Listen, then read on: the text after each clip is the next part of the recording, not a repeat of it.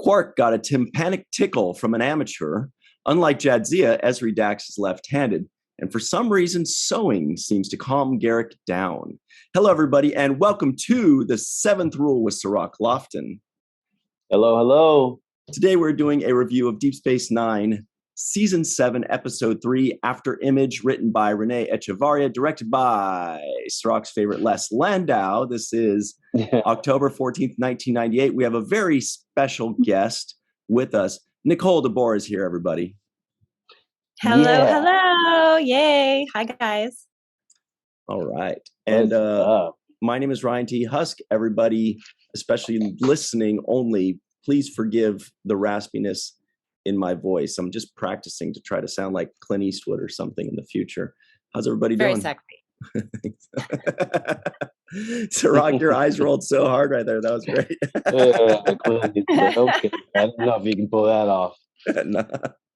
But actually, that reminded me of something that Na said to me one time. She said something about a John Wayne quote teaching about acting. And the thing she said was, talk low and walk slow. Oh. I think that was it. Yeah. And so that was John Wayne's advice for actors, to talk low, and walk slow. Okay, I'll try that.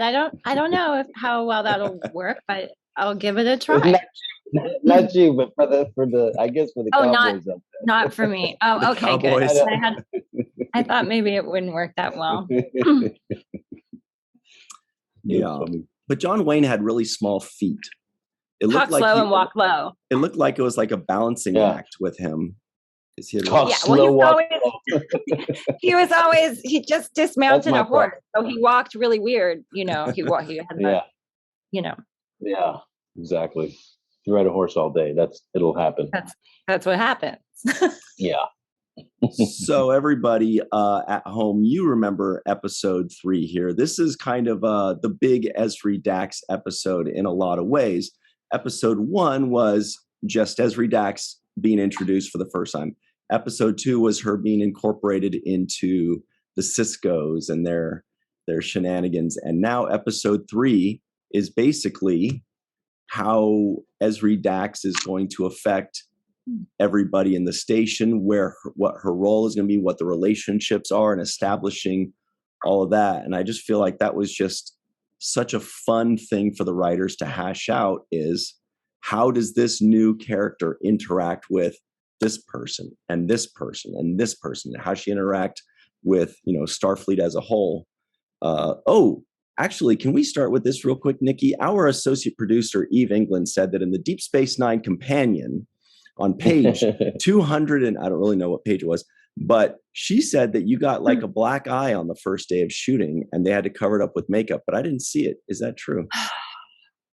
Yeah. I mean, on the first day of shooting, I had it for our photo shoots. All of our official photos, the ones that I sign at conventions, all those photos, I had a black eye for that. And yeah, my agent really wanted to switch the day we were getting our photos done, but they were like, we can't, because we're flying this guy in from New York.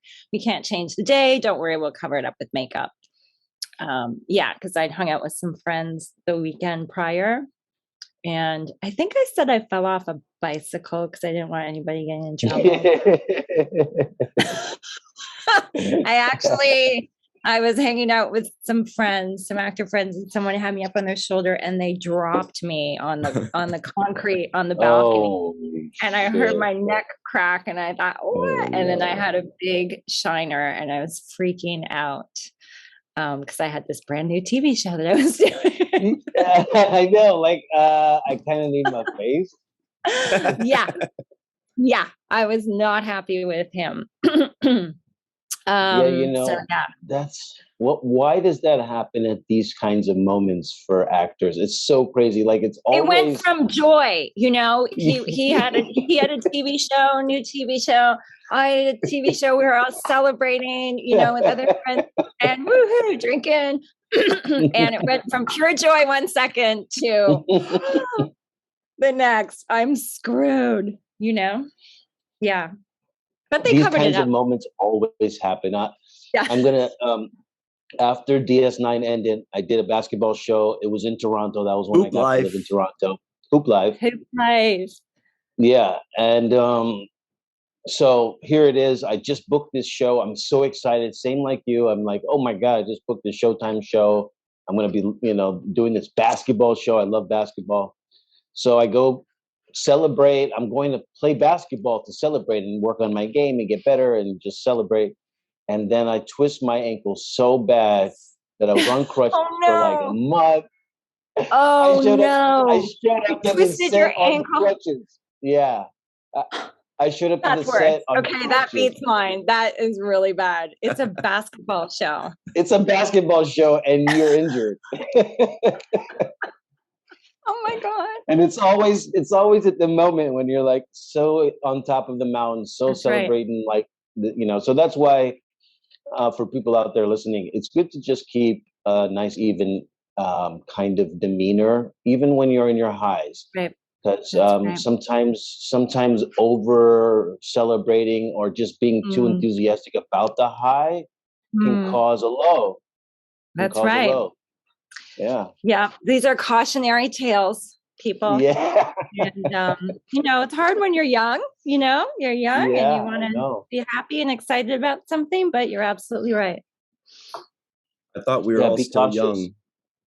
Oh, a younger, like really young. Oh, like babies. Teenager, baby. Yeah. Yeah. Mm-hmm. But this episode was about really kind of like, DS9 has been doing this thing now where they open the show with a two-parter, a three-parter, a two-parter. Pretty much every beginning of the season, they'll start off with a 2 or 3-parter. And I feel like this is the third part of the 7th season, right? This feels like a trilogy almost for Ezri Dax. Yeah, it's true. Is that how they kind of pitched it to you in the beginning, or is this just like they didn't tell me anything? Sirach, are you kidding? Yeah. No. So did you see any of these lines or any of these material beforehand, like when you were auditioning, or did you just have the first episode that you did when you were auditioning? No. Yeah, the only thing I auditioned with was the scene with Quark where I'm sitting with him at the bar. And I'm like, don't get me any more confused. Is that in this episode or the one prior? I think it's this one. Yeah, that's in this episode. Yeah. So it was that scene with Quark at the bar. Yeah. So that means they already had this. So that was cool. Arc rolled out. Yeah.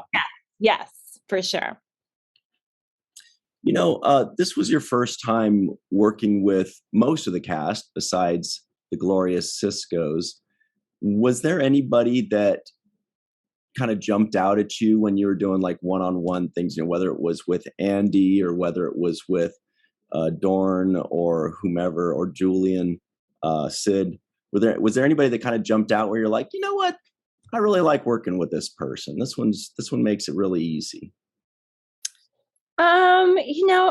Everybody, because they were such professionals and such great actors, it was all kind of easy. Oh, I did want to say, Sirach, when I did the last one with you, I was going off of memory, but then I came to watch this one and I watched the one prior. And when you and I are at the doing little Ractagino scene, I did laugh out loud the way you looked at me and say, "You're a counselor?" Just like, I laughed out loud because you did that so well. And you're just so darn cute. You are so cute. That was a special moment with us. I loved that. Yeah, no, you were like, so what? funny. And so I was like, oh, I didn't say that when we were talking. But that was really great the way you delivered that. I just was having fun already, with Sirach. And like I say, Avery Brooks was amazing. I mean, as far as like real going out of the way to be friendly, I would say Armin Shimmerman, really went out of the way to say, hey, I'm here for you if you need anything. You can always come to me. And so that was really nice, But, I felt pretty good with everybody. The one bummer at the whole thing, I really never got to work with Renee very much. Rene Aubergenois, and because he had that makeup, which was just must have been so miserable. And I know he's miserable. Yeah. I mean, I could never do it. I could never do it. So when I did work with him, he just seemed like his character, because he was in character usually, and gruff and grumpy, and I just didn't really get to know him very well. And then once I started doing the conventions later, I adored him. I mean, I was just like, I didn't know how friendly and lovely and great you were. So yeah, I didn't really get a good connection with him. But everybody else, I felt like pretty much, but I felt really comfortable with Sirach. Yeah, I noticed at the end, I was like, she's cute. And my dad's like, she's 300 years older, too old for you. That was cute. But this episode dealt with a lot, mostly with mental health. Mm-hmm. And I thought that this was a very good episode to kind of delve into that. Both your mental health and Garrick's mental health are kind of dissected in this episode. And I think it's beautiful that DS9 touches so much on this issue, because they really try to work out how people can deal with problems and issues in their lives, and examine it and reflect on it, and kind of be aware of it. I think that's one of the things that I took away from watching you in this episode. I would say that because of this episode, really, this is where I really got a lot of letters from fans, from, generally young fans. Also, this started even getting letters from transgender youth and stuff, like people who were going through stuff. And I think that from watching Ezri in this episode and really seeing, first you go, okay, this isn't Jadzia, she had her shit together and all that. But now you're like, wait a minute, look how hard this is for this character. She's really trying to find herself. She's not sure who she is, and she wants to bail. Like, this is scary stuff. She's been thrown in to go and work with Garrick and stuff, and she's just like seeing Worf. He doesn't want to talk to me. He hates me. I don't think I'm cut out for this. To having someone say, you're not cut out for this, and it's just like, I want to run away. I absolutely, when you really in life just kind of want to run away and you're doubting yourself. And we all can know that feeling, to different degrees. And so to watch this character go through that, and then to find out that it's okay, to not know what's going on. And it's great to have support systems. And like I have, Cisco being there for me, and friends there for you. And then to find out that I was able to help this person, even with being vulnerable. And in fact, it's because I was being vulnerable with my own issues that I was able to help this other person. And so I think that those are really important messages, that the writers had there. And it's really why I ended up having so many fans saying that Ezri Dax, that character, was so special for them and really helped them a lot. It was a really, sorry, I was just going to say that was a really interesting approach that the writers had for you, which is you were working out your own issues at the same time as Garrick's, and that really gets people off their defenses. You know what I mean? Like if you came in and said, this is your problem, this is what you need to do. A character like Garrick would say something extremely intelligent, but basically saying, off, And but the fact that you came in and you're like talking about your own problems, it makes you seem a lot more harmless, and I have to say, I wasn't sure how to play it necessarily, because it did sort of make me think of like Columbo, Oh boy, Sirach loves Columbo. You hit the right name there. You just said the right name. Really? One more just one more question. It's just a whatever, or just that playing dumb or playing whatever to so I was like, is she doing that? No, I don't think she's really that savvy in this moment, because her head's just too messed up, and I was like, well, maybe some moments she is, but some moments she's not. So I really remember like thinking about that for the Garrick scenes. but then I decided that I really liked that. I mean, I would love to make her so smart and savvy that she was playing dumb to, get Garrick to understand. But I was like, no, she's just not there, So, and it would help my arc if I start from this place of, total confusion. So that's why I ended up playing it. Yeah. Nicole, when I was watching this, I felt, because Ryan always says that there's this thing called the O'Brien must suffer episode. Oh yeah, that is well known in Star Trek lore. That every season there must be at least one O'Brien must suffer episode. Yeah, right. So O'Brien always gets some kind of torture or something miserable has to happen to him, and he has to be really upset about it. And in this episode, as I was watching, I felt like this was an Ezri must suffer episode. And the reason I say that is because it was difficult for me to watch the Cisco scene with you. And when he got really tough with you and was like, you don't deserve to wear the uniform and all of that kind of talk. That was kind of tough. And you're a new cast member and you're getting talked to really roughly by people, like in a very kind of demeaning way, including by Garrick. And Garrick does the same thing in this episode. And it was hard for me to watch that because I was thinking, wow, she's like new and you guys are being so really tough on her. And and I felt really sad for your character, and I felt like Cisco was being too hard on you. Like he should have been a little bit softer, in my opinion, having that relationship. But what was that like, having to do that scene with Cisco where he really was like kind of like cold-blooded about it? Well, on paper, when I read it, because it was my big episode, so I was reading it and rereading it and thinking about it. I got it. Like it was tough love in that moment. He'd already been kind. Come on, you can do it. Come on, old man. And so, if you got a kid or something, and they're like, I can't. Oh, it's so hard. I can't. And then you're like, okay, I've tried these other ways. I got to try this way. Yeah, you're right. Right. You can't. Yeah, why don't you quit? Yeah, why don't you quit?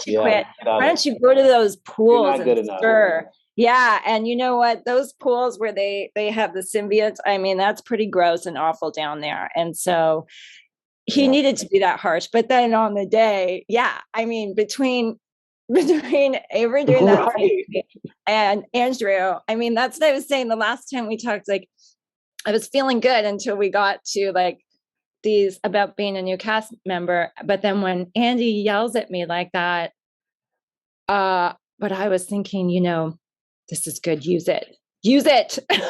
This is how you should feel anyway. Right. So it really did make me cry. And then we had to later shoot the scene when I leave Garrick's, what do you call that, store, whatever, and come out in the hall, and then I have to go and cry. I was really crying, although it wasn't good enough for Les Landau. He didn't like the way I was crying. Good old Les Landau. Just give me one more. I know you can do it. I just a little bit. And I was like, dude, I'm really crying. Okay, everybody's being really mean to me, including you now. And I'm actually really crying. So back off. And no, I remember thinking that. But I loved it. When I was feeling a little beat up, I was like, okay, this is now making me think that fans might not like me. And it hadn't really occurred to me until that moment when I was shooting that, and Les Landau was yelling at me saying I wasn't crying right. And I was like, oh my God, people might not like this character. Well, I was just going to say that, the way that you played it with that uncertainty, the choices you made of that uncertainty and that, sort of fear or questioning angle, what that to me is the big difference between fearlessness and bravery.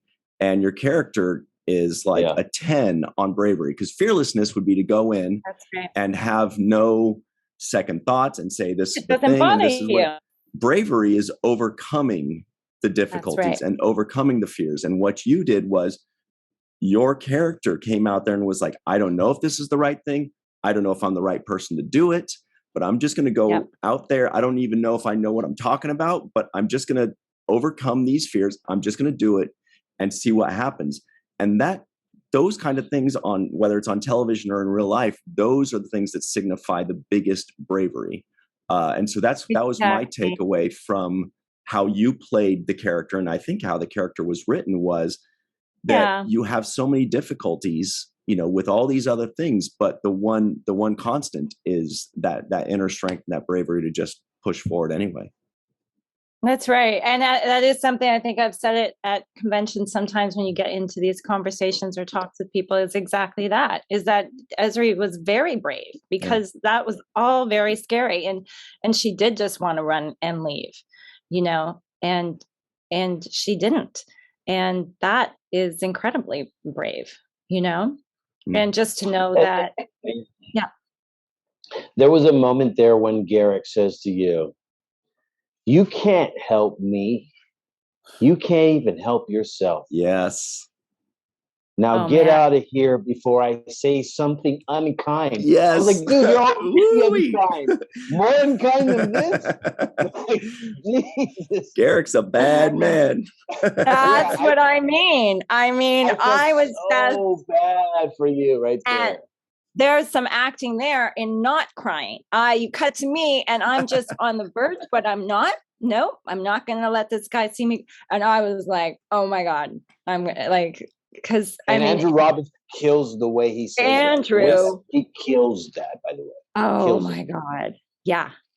That was brutal, but amazing at the same time. I always have this thing as an actor, like when it's like really awful, or, they can beat up in a moment, verbally or whatever. And I think this is so scary, just as an actor, but this is so awesome as well. Yeah, it's so good. He's playing it so right that he's giving me. I don't have to act my emotions. I'm literally feeling it naturally because of how well respond. he plays it. That's right. Yeah. But just the way he said it, he was so brutal about it. And one thing in Andrew Robinson's credits, I know, just to give him some extra praise on top of the one we've already given him. But when he switches from being out of that kind of rage state and he's in the doctor's room and he's just like, "Oh, I'm fine now. Thank you." Like he goes back to being just like, his switch is so amazing and it's visible. Amazing. Yeah. Well, he's just an incredible actor. Yeah. And so it was such an honor to do that scene with him, and so fun and terrifying, but fun. Well, this is really fun, and time flies very quickly.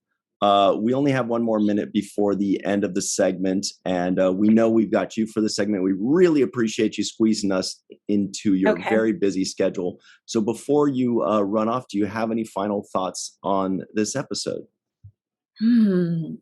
Just sort of that stuff that we talked about, that I think that this episode was a wonderful gift from the writers for myself, for Ezri, to really show who this character is.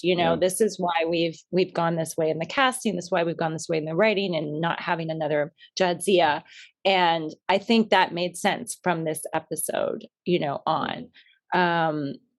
And then the resolution between you and Worf. Yes. Like, to me, it was so awkward with you guys in the beginning. Now I feel like, okay, there's some kind of like terms of understanding, like we're gonna move forward. I love how you hit Quark with, is Worf here? And he's like, oh yeah, let me get out of here. Oh yeah. I did think my line to Julian, where I was like, if it hadn't been Worf, it would have been you. I thought that was a little. Yeah. That was a little much. I thought the same. I was like, whoa. We're gonna talk about that in the second segment. Yeah. Because I thought that was kind of like interesting for you to bring up, because it's like saying basically you would finish second in the race, right? And it's like, that's the biggest carrot to dangle in front of a guy. I know. I don't know what Ezri was playing out there, but it was kind of weird. Bravery. I know. So mental health. Yeah. Anyway, well, Nikki, thank you so much for joining us. This is really cool. We really appreciate you taking the time. You're super busy. And my we pleasure, really love guys. having So you. much fun to be with you. Thanks so much. Love It's been it. a pleasure. Absolutely love Great. it. Great And 3-part introduction to your character. And 22 more episodes to go. So everybody at home, stick around. We'll be right back on the 7th rule.